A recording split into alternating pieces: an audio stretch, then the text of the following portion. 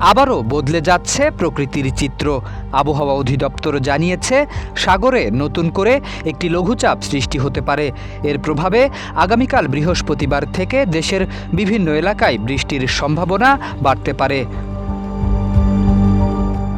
আবহাওয়া অধিদপ্তরের আবহাওয়াবিদ মোহাম্মদ ওমর ফারুক জানিয়েছেন, বুধবার সকালেই সাগরে লঘুচাপ সৃষ্টি হওয়ার সম্ভাবনা রয়েছে।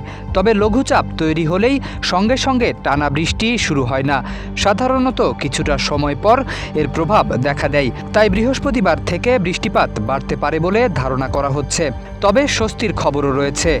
আবহাওয়াবিদদের মতে এবার বৃষ্টিপাত গত সপ্তাহের মতো তীব্র হওয়ার আশঙ্কা নেই। বুধবার সকালে রাজধানীতে হালকা বৃষ্টি হলেও বিকেলের দিকে বৃষ্টির পরিমাণ কিছুটা বাড়তে পারে। তবে ভারী বর্ষণের সম্ভাবনা কম।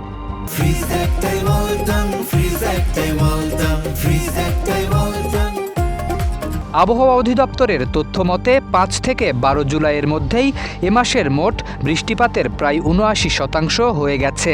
নতুন দফায় বৃষ্টি শুরু হলে সেটি প্রথমে দেশের দক্ষিণাঞ্চলে দেখা দিতে পারে, পরে ধীরে ধীরে অন্যান্য অঞ্চলেও ছড়িয়ে পড়বে। তবে এই বৃষ্টিপাত দীর্ঘস্থায়ী হওয়ার সম্ভাবনা কম।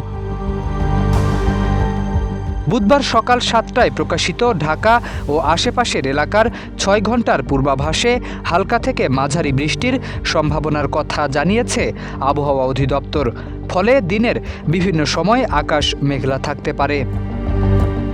শরীফ উদ্দিন, ইত্তেফাক নিউজ।